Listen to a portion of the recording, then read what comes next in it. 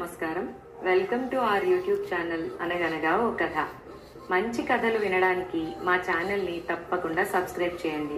అలాగే మీ friends and ఫ్యామిలీకి share చేయండి. పేదరాశి పెద్దమ్మ కథల్లో ఇవాల్టి మన కథ పేరు సుకుమారి. రాత్రి భోజనాలు అయ్యాయి. చల్లగా వెన్నెల కురుస్తోంది. సత్రం వాకిలిలో కూర్చుని బాటసార్లంతా కబుర్లలో పడ్డారు. రకరకాల రాజ్యాల గురించి, దేశాల గురించి మాట్లాడుకుంటున్నారు. ఎవరు ఏ పని మీద ఎటు వెళ్తోంది చెప్పుకున్నారు. తోడుగా వచ్చేవారిని పరిచయం చేసుకున్నారు. మర్నాటి ప్రయాణానికి సిద్ధం అయ్యారంతా. వంటిల్లంతా చక్కబెట్టి అప్పుడు వచ్చింది పేదరాశి పెద్దమ్మ. ఆమెకు 60 ఏళ్ళుంటాయి. జుత్తు బాగా నెరిసిపోయి ఉంది. భర్త లేడు, పోయి పుష్కరం పైనే అయ్యింది. దాంతో పొట్టకూటి కోసం పూటకూళ్ళ ఇల్లు నడుపుకుంటోంది. వ్యాపారం బాగానే సాగుతోంది. వరహాకి 2 పూటల మంచి భోజనం పెడుతుంది. భోజనం అనంతరం కాయో పండో ఇస్తుంది. కమ్మని కథలు చెప్తుంది. చాలంటారు బాటసార్లు. ఏదైనా కథ చెప్పు పెద్దమ్మా అంటూ వచ్చి వాకిల్లో కూర్చున్న పెద్దమ్మను అడిగారు బాటసార్లు. నువ్వు కథ చెబితే వీణ మీటినట్టుగా ఉంటుంది, నిద్ర వస్తుంది అన్నారు. సర్లేండి అని నవ్వుకుంది పెద్దమ్మ. చెప్పసాగింది ఇలాగా. పూర్వం కోసల రాజ్యాన్ని ఆర్యకుడు అనే రాజు పాలించేవాడు. అతనికి సూర్యకళ, చంద్రకళ, శశికళ అని 3 భార్యలు. 3 మంచి అందగత్తెలు, అతి సుకుమారులు. అందంగా అంత ఎత్తున ఉన్న 7 మల్లెల ఎత్తు కూడా తూగరంటారు ప్రజలు. ఒకరోజు ఆర్యకుడు సూర్యకళతో సహా ఉద్యానవనంలో విహరిస్తూ కొలను గట్టున కూర్చున్నాడు. తామర పువ్వులతో కొలను నిండుగా ఉంది. కంటికింపుగా ఉంది. చేయి జాచి సరదాగా ఓ తామర పువ్వును తెంచాడు. ఆ పువ్వుతో చిలిపిగా సూర్యకళ తల మీద సుతారంగా తట్టాడు. ఆ దెబ్బకు సూర్యకళ బాధగా అరిచి తల పట్టుకుని కింద పడిపోయింది. పరివారం చుట్టుముట్టిందామెను. చూస్తూ ఉండగానే సూర్యకళ తల బొప్పికట్టి పెద్ద ఎత్తున వాచిపోయింది. స్పృహ కోల్పోయిందామె. ఏం జరిగింది మహారాజా? ఆర్యకుణ్ణి అడిగింది చెలికత్తె. జరిగింది చెప్పాడతను.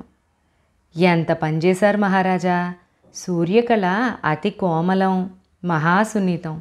మీరు అది గమనించలేకపోయారు అన్నదా చెలికత్తె. వెంటనే రథంలో సూర్యకళను తరలించారు. అంతఃపురానికి చేర్చారు. రాజవైద్యులు వచ్చారు. చికిత్స ప్రారంభించారు. రకరకాల పైపూతలను, మలాములను, తైలాలను తీసుకొచ్చి వాటిని సూర్యకళకు రాసి స్వస్థత చేకూర్చారు. ప్రమాదం తప్పింది. దాంతో ఊపిరి పీల్చుకున్నాడు ఆర్యకుడు. మీరు విశ్రాంతి తీసుకోండి. సూర్యకళ తల నిమిరి అక్కడ సెలవు తీసుకున్నాడు రాజు. 2వ భార్య చంద్రకళ మందిరానికి చేరుకున్నాడు. ఆర్యకుడు అన్యమనస్కంగా ఉండడాన్ని గమనించింది చంద్రకళ. అతని మనస్థితిని మార్చే యత్నంలో గలగలా నవ్విందామె. చంద్రకళ నవ్వంటే ఆర్యకునికి చాలా ఇష్టం.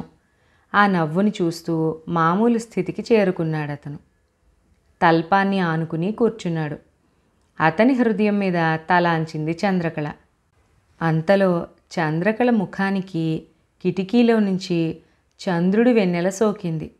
అంతే, వెంటనే చంద్రకళ మూర్ఛపోయింది.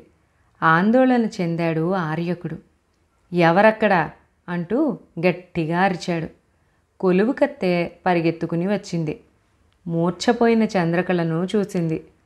ఏం జరిగింది మహారాజా అని అడిగింది. సమాధానంగా కిటికీ వైపు చూపించాడు ఆర్యకుడు. అమ్మో చంద్రుడు అంది ఆమె. పరుగున వెళ్ళి కిటికీ తలుపులు మూసింది. మహారాజును సమీపించింది. చంద్రకళ మహాసున్నితం, అతి కోమలం. వెన్నెలను తట్టుకోలేదామె. అందుకే కిటికీలు సహా మందిరం తలుపులన్నీ మూసి ఉంచుతాం. మరి ఇవాళ ఆ కిటికీ ఎవరు తెరిచారో ఏమో, పొరపాటు జరిగింది అన్నది కొలువుగత్తె. సాటి సేవకుల్ని కేకేసింది. వైద్యులకు కబురు అందించమని చెప్పింది. కబురు అందుకుని రాజవైద్యులు వచ్చారక్కడికి. చికిత్స ప్రారంభించారు.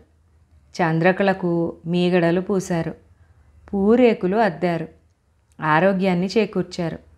కాసేపటికి స్పృహలోకి వచ్చింది చంద్రకళ. కళ్ళిప్పి మహారాజును క్షమించమన్నట్టుగా చూసింది. సన్నగా నవ్వాడు ఆర్యకుడు. ధైర్యం చెబుతున్నట్టుగా ఆమెను నెమ్మదిగా తట్టి అక్కడి నుంచి బయలుదేరాడు. 3వ భార్య శశికళ మందిరానికి ప్రయాణమయ్యాడు. వెన్నెల పిండారబోసినట్టుగా ఉంది. పల్లకీలో ప్రయాణం ఉత్సాహంగా ఉంది ఆర్యకునికి. దూరంగా ఎవరో ఒడ్లు దంచుతున్నారు. దంపుడు పాటలు వినవస్తున్నాయి. రాగయుక్తంగా చాలా బాగున్నాయి ఆ పాటలు. శశికళ మందిరానికి చేరుకున్నాడు ఆర్యకుడు. పల్లకీ దిగి మందిరం లోపలికి ప్రవేశించాడు. సేవకులు ఆదుర్దా చెందడాన్ని గమనించాడు. ఏమైంది? కంగారు పడుతూ అడిగాడు ఆర్యకుడు. రాణి శశికళ అరచేతికి గాయాలయ్యాయి స్వామి అన్నారు వారు. గాయాలా? ఎలా అయ్యాయి? వినండి మహారాజా, దూరంగా ఎవరో వడ్లను రోకళ్లతో దంచుతున్నారు. ఆ శబ్దాలను రాణి శశికళాదేవి తట్టుకోలేరు. వాటికి రాణిగారి అరచేతులు ఎర్రగా కమిలిపోతాయి, వాచిపోతాయి, గాయాలైనట్టు రక్తాన్ని స్రవిస్తాయి చెప్పారు సేవకులు. ఆశ్చర్యపోయాడు ఆర్యకుడు. పరుగున ఏకాంత మందిరానికి చేరుకున్నాడు. చేతుల్ని చూసుకుంటూ కన్నీరు పెట్టుకుంటోంది శశికళ. శశి పిలిచాడు ఆర్యకుడు. మహారాజా అంటూ వచ్చి ఆర్యకుని గుండెల్లో ఒదిగిపోయింది శశికళ. ఆమె చేతుల్ని తీసుకుని చూశాడు రాజు. సేవకులు చెప్పినట్టుగానే శశికళ చేతులు ఎర్రగా కమిలిపోయి వాచిపోయి ఉన్నాయి. గాయాలైనట్టుగా సన్నగా రక్తం స్రవిస్తున్నాయి. రాజు అది చూసి గాబరా చెందాడు. పరిచారికలు పరుగు పరుగున వచ్చారక్కడికి. వెండి గిన్నెల్లో మంచి గంధాలు తెచ్చారు. పైడి గిన్నెల్లో పాలు తెచ్చారు. శశికళ చేతుల్ని పాలతో కడిగి వాటికి పువ్వుల రేకులతో గంధాలు పూశారు. సైనికులు హెచ్చరించినట్టుగా ఉన్నారు. దంపుళ్ళు నిలిచిపోయాయి, పాటలు ఆగిపోయాయి అంటూ కథ ముగించింది పేదరాశి పెద్దమ్మ.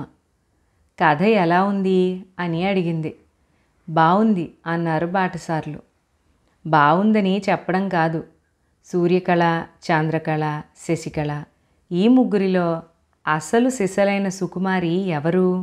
ఆ సంగతి చెప్పండి అని అడిగింది పెద్దమ్మ.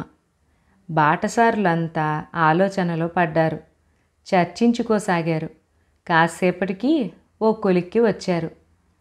సూర్యకళకు పువ్వు దెబ్బ తగిలింది. చంద్రకళకు వెన్నెల సోకింది. ప్రత్యక్షంగా కనిపించాయివి. కానీ శశికళ విషయంలో జరిగిందంతా పరోక్షం. ఎక్కడో దూరం నుంచి శబ్దం వినవచ్చిందంతే. దానికే ఆమె గాయాల పాలయ్యిందంటే అసలు సిసలు సుకుమారి శశికళే అని చెప్పారు. బాగా చెప్పారు అని మెచ్చుకుంది పెద్దమ్మ. పడుకోండిక అన్నది. బాటసారులు ఆవలింతలు తీస్తూ నిద్రకు ఉపక్రమించారు. ఇక్కడితో ఈ పేదరాశి పెద్దమ్మ కథ సుకుమారి సమాప్తం. మరొక మంచి కథలో మళ్ళీ కలుసుకుందాం. అంతవరకు సెలవు.